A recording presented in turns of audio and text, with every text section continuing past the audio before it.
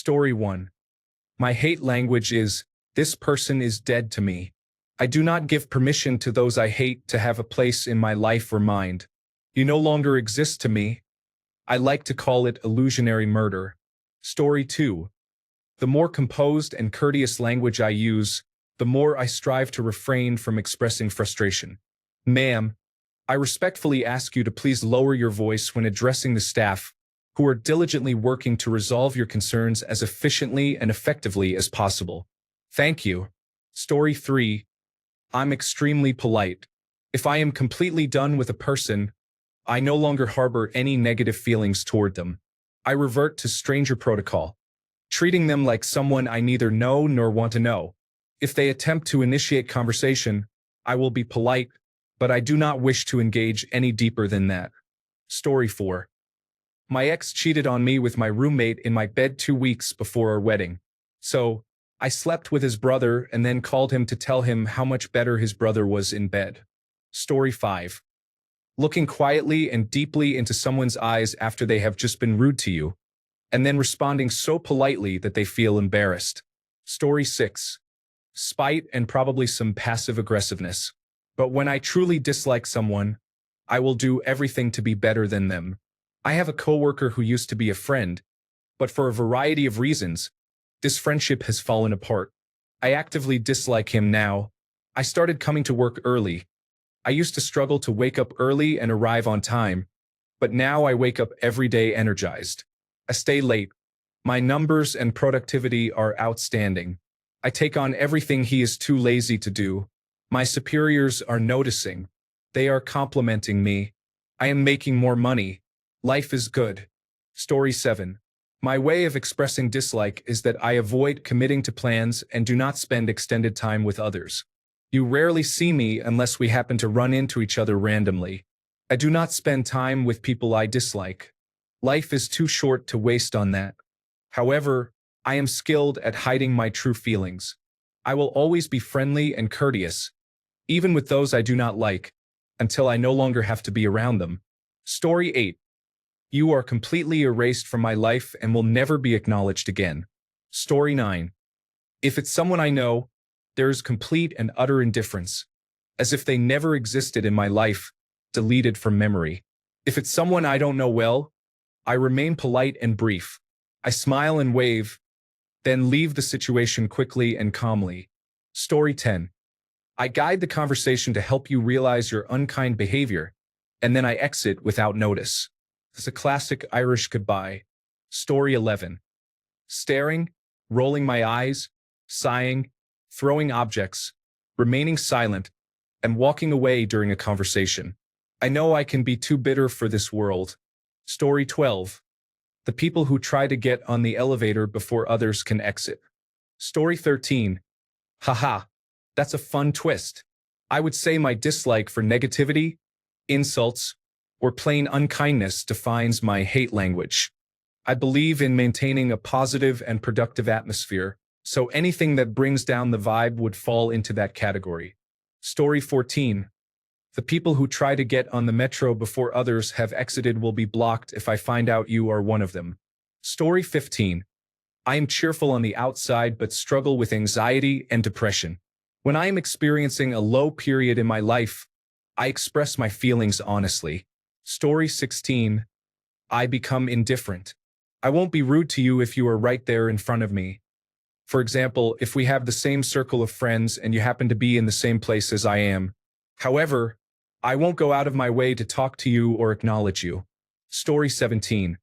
Roasting, sarcasm, and insulting without using curse words, along with dry texting and proving they are lying to me, leads me to block them on social media and not say hello. Yes, I can be a hater at times, yet I still believe I am a good person. Story 18. Keeping a distance. Once you hurt me in any way, I pull back and let you deal with it. I'm not going to stress myself out over someone being rude, so I just take a step back and mind my own business. I've upset a lot of people that way. Story 19. As a Canadian, I do not purposely hold a door open. I ignore multiple phone calls and texts without acknowledging them. Gossip is expected. Story 20. I would love to say that I simply avoid people I don't like, but the honest answer is that I have a surprising capacity for holding grudges. If you hurt a friend or family member, I will not let that go. If you're unkind, and if I'm feeling brave enough, I will do my best to respond in kind. A stubborn streak runs in my father's side of the family, which likely contributes to this aspect of my character. Story 21. Passive-aggressive sticky notes on the refrigerator. Nothing says, "I despise you," quite like a perfectly worded note about the empty milk carton you returned to the refrigerator 3 days ago. Story 22. Becoming a better person and living my best life to the point where I forget why I even dislike them. I'm embracing positivity and joy. Story 23. Silence, intense glaring, avoidance, spiteful actions, seeking revenge, and taking pleasure in others' misfortunes. The last three tend to occur when someone crosses a line and earns a grudge. The first three are simply assumptions that I heavily dislike someone. Story 24. Saying names and adding "go to hell" after them before I go to sleep has worked for me. Since I applied this technique, those individuals either didn't dare or were unsuccessful in sending me another dream featuring a dead baby with a cut-open belly and flayed upper arms. I express this in varying degrees of volume, sometimes shouting and sometimes whispering. You read that in a whisper, didn't you? Story 25. It depends on how much I hate them and why. Petty revenge is my specialty. Outing cheating people, damaging the reputation of a bad business, making complaints to their supervisor, and reporting on social media are some actions I consider. I once had an ongoing conflict with a racist neighbor, and every morning on my way to work, I spat on her windshield.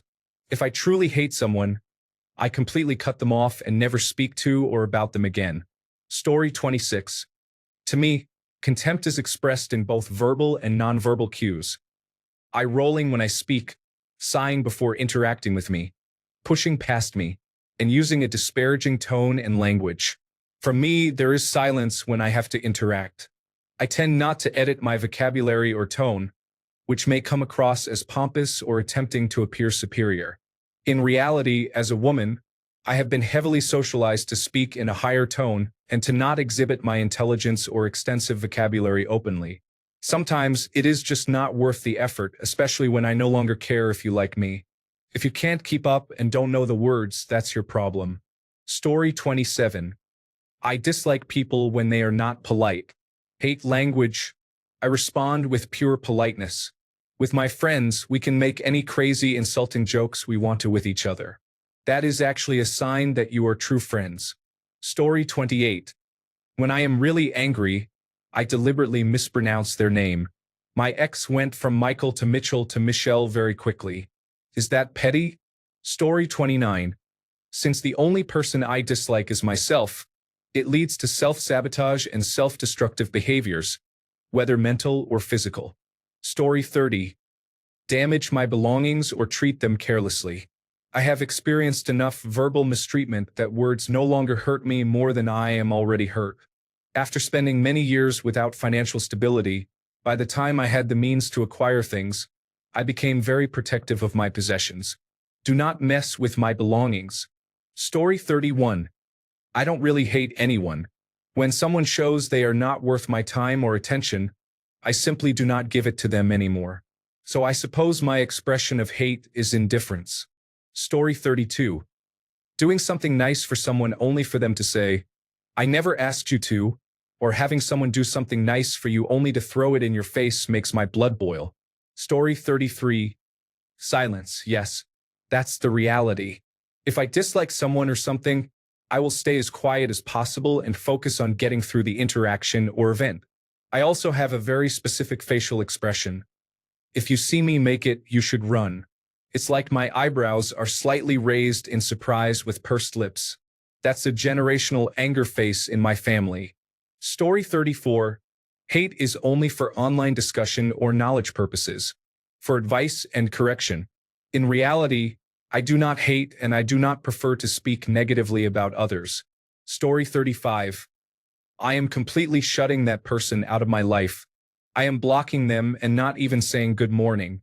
At this point, I don't care if the person is living in a mansion or under a bridge, as long as they are away from me. In my mind, not caring is actually a degree above hating. If someone is mean, I usually do not keep conversations or hang out with them, but I still talk to them normally, and if something happens and they need immediate help, I will help. For me, it's basic decency. When I reach the not caring stage, though, I am done. However, I am usually chill, and there is only one person in my entire life I have reached this extreme with, and that remains true to this day. Story 36. Hypocrites. They are on a government program but despise assistance. They have an affair while still going to church and receiving communion. They blame their father for being distant but ignore their own children. Story 37. Avoiding the person, and if I happen to run into them while with someone who wants to talk to them, I will uncontrollably roll my eyes. If they try to talk to me while I'm alone, I might just say no and keep walking. If it's a colleague, I have always managed not to do this, so I don't really know how it slips out so easily when it's just someone random. Story 38. When I try to stop someone from doing something that will negatively impact their life, but I can see in their eyes that they cannot or choose not to be helped, I completely change my approach and test their reactions to see how far they will go before everything comes to a head. Story 39. People who claim their former partners are preventing them from seeing their children often have reasons related to safety or are not actively participating in their children's lives. For example, you have rearranged the back room 5 times in the past 2 months, which may lead your aunt to think you are still using meth. You have completed the requirements for that driving under the influence charge, but you have not taken any parenting classes to regain custody of your child. Additionally, you did not acknowledge the child as yours even after a paternity test. And despite taking years to get involved, you believe introductory therapy is unnecessary. Story 40. When considering hate as a feeling, there is no one I truly hate, but there are those I do not feel comfortable being around, so I remain quiet. Story 41. Canceling plans and then having poor communication makes me feel like I am being kept as an option while they entertain someone else. Story 42. Being sarcastic or completely silent if it's someone I can stop seeing, like family members, or the most intense ghost someone can experience. I can disappear forever if I want to. Story 43. Usually, withholding your love language can take various forms. For example, avoiding touch signifies a lack of physical affection, while withholding or insulting words of affirmation can be damaging. Spending less quality time together indicates emotional distance, and refusing to perform acts of service shows a lack of support. Story 44. When they know that this behavior will disturb them, they engage in it on purpose. Even when you complain about it multiple times, they avoid discussing what is bothering you and let it go from their side. Meanwhile, you find yourself overthinking the situation. Story 45. Snark is similar to my love language. The only difference is that the criticism is more biting and designed to be intentionally offensive to the recipient, with no apology. Story 46. When I get slightly upset with someone and have the chance to be in their bathroom, I go through their expensive skincare products and use them heavily. That will teach them a lesson. Story 47. Being honest about their actions was not kind, and then avoiding communication while making excuses was unhelpful. Story 48. I do not truly hate anyone. However, my hurt can be mistaken for hatred. That emotion can manifest as either lashing out at someone who has hurt me or choosing complete silence when I need closure. It depends on the situation and how much I value resolving things with the person. Story 49. What do love language and hate language mean? Am I the only person who has no idea about such concepts? Why don't I understand so much about society? To me, the phrases love language and hate language don't make any sense. What is going on? Story 50. Taking the elevator to the second floor when perfectly capable of using the stairs is frustrating. It's even more annoying when they press the close door button while watching someone run to catch it. That is truly inconsiderate behavior. Story 51. It takes me a long time to get over people. My brain goes through significant distress, and it is not even normal what happens to me and how much effect it has on me during that time. Feels torturous. But once I am over it, the person becomes dead to me. That is my way of expressing dislike. When I hear their name, there is absolutely no thought, No feeling. Nothing that crosses my mind in that moment. The person becomes an abstract concept. If I hear their name and something about them is mentioned, in my mind, the only thing that appears is complete nothingness. It is as if they do not exist. Once I am at that point, I feel at peace, but getting there is very, very difficult. The amount of emotional distress, overthinking, analyzing, hurting, and pain I go through to reach that state is overwhelming. Story 52. When I get really frustrated with someone, I sign them up for various unsolicited materials like free catalogs and visits from religious solicitors. Story 53. Laxatives in the morning coffee. Only for cheaters. I know it's not okay or legal, but oh, it feels nice. Story 54. Breaking easy-to-follow traffic laws takes only half a second to turn on your blinker, yet many still struggle with it. Story 55. Snide glances and thorough cursing of their appearance, genealogy, and sexual preferences followed once they were well out of earshot. Story 56. Hate is too strong a word. I don't think I hate anything, but I do dislike. Ignoring is the best I can do. Story 57. Complete ignorance of your existence, especially if I have told you before that your actions upset me, is disappointing. Story 58. I have trouble hating people or expressing hate towards them. It bothers my wife because I usually think the best of people, even though they have treated me poorly throughout my life. Some of those same individuals know that I am just a phone call away if they need me. I am seeking advice on how to express dislike constructively. Story 59. Multiple personalities can present a sweetness and kindness to strangers and associates, while revealing narcissism and immaturity to those who truly care for you. Story 60. When people touch without asking, I don't mind if you accidentally bumped into me. Watch where you're going. Story 61. Probably Russian because it has the most common and harsh-sounding swear words that everyone here uses. Story 62. I fluctuate between loudly expressing my feelings and giving the silent treatment, depending on the circumstances and my level of insecurity on any given day. Story 63. I don't know. I don't hate. Why do I have to hate so much that my heart is tired? Don't you have anything to do? Story 64. Absolute silence enhanced by assigned automation. One of my former partners keeps trying to contact me. I have email and text scripts running procedures to keep her occupied and off my back. She is essentially stuck in a choose-your-own-adventure book with loops between two pages that keep referencing each other. Story 65. I find something that you love, and I become better at it than you. Most of the worst people I know are too busy being negative to develop hobbies that they are actually good at, so it is not difficult. Story 66. Indifference and silence. You no longer exist in my universe and do not get to talk to me. You will receive customer service mode if required. That's it. Story 67. It's a behavior I'm trying to change, but I often feel resentful and somewhat cruel. I can be quite sarcastic, condescending, and emotionally distant. I always feel uncomfortable afterward. Story 68. Sarcasm truly confuses people since it is also my love language. If I use sarcasm with you, it means I have strong feelings about you. It is up to you to determine if those feelings are good or bad. Story 69. I could be sassy with them, maybe. However, it can work for the people I love and those I dislike. Should I consider therapy? Story 70. Confrontational people who claim to be brutally honest or assert that they speak the truth often do so while being rude to others. Story 71. I am a passive-aggressive gift giver.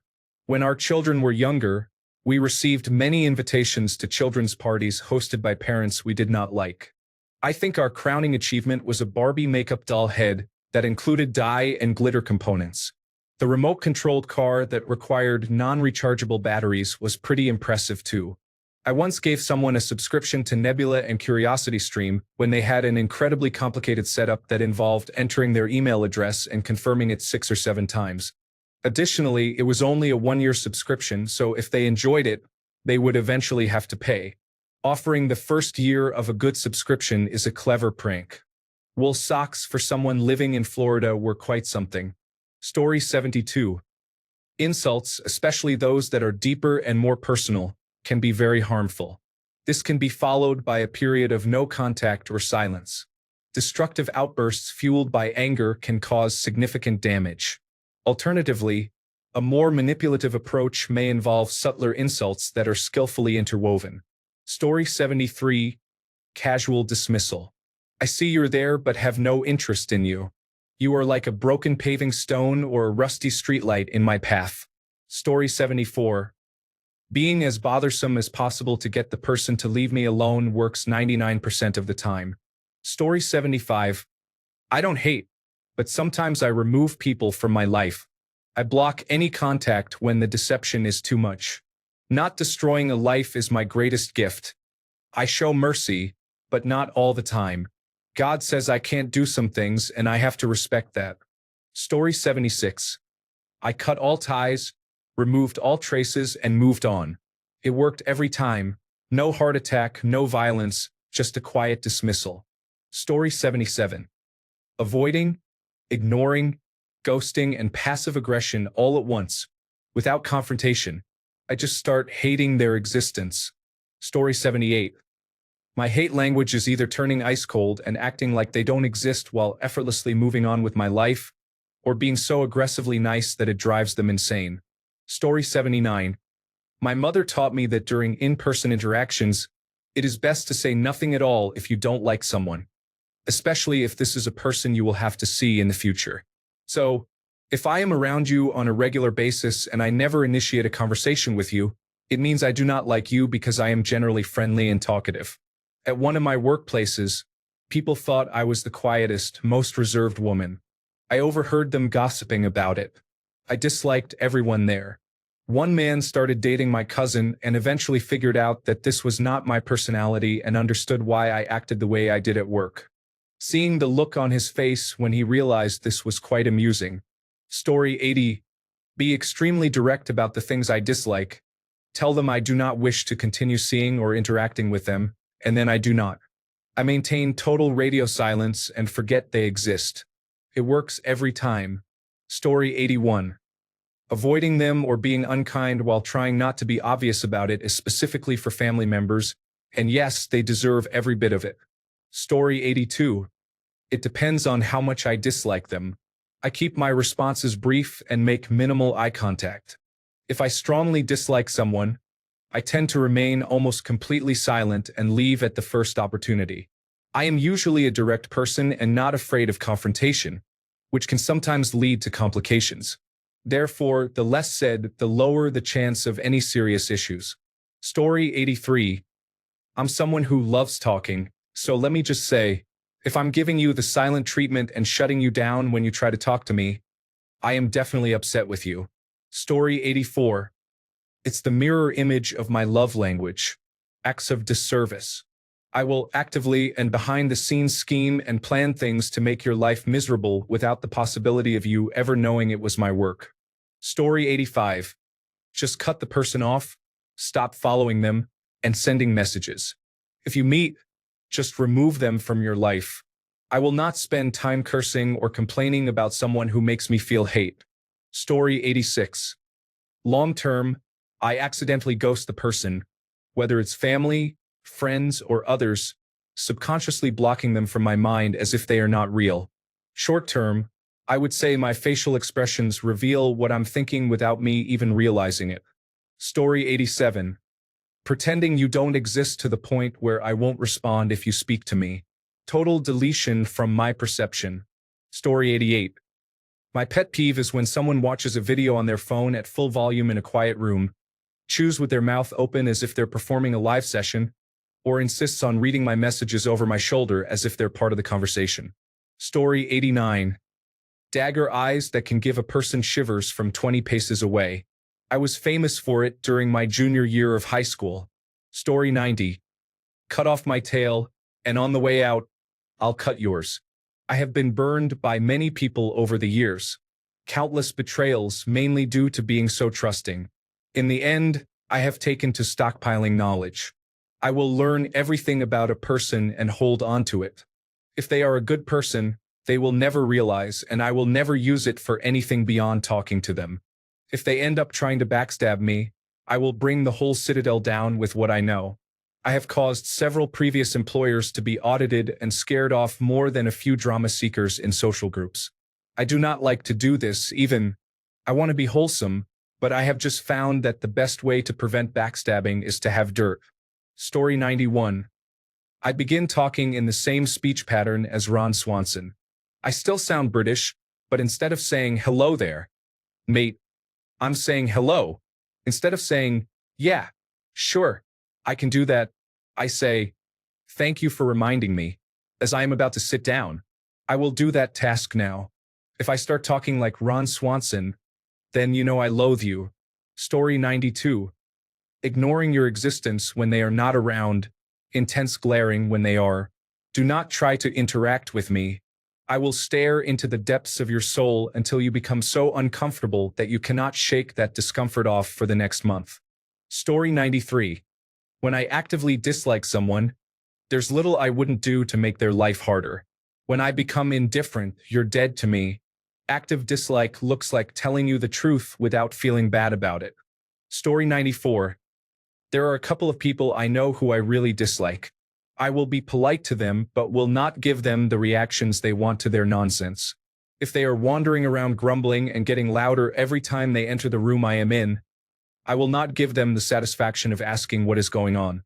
If they interrupt and try to make the conversation about them, I will ignore what they say and continue the conversation as it was before they spoke. I am not trying to start a fight, but I am also not interested in catering to them. The worst of them has borderline personality disorder, and I want to be understanding of their mental illness as someone with severe anxiety. However, that does not mean I have to like them or encourage bad behavior. Story 95. I intentionally speak in a civil but noticeably less warm manner. On a good day, I can be described as warm. Story 96. If the bus driver is rude to someone, I won't thank him. I have a low threshold for rudeness, so it takes a lot for me to feel that way. Story 97. I am a hypersensitive person but also proud. If one day you hurt me, I will just escape from your life without announcing it and without going back. You made a mistake. You are dead to me. Story 98. Pretending you don't exist.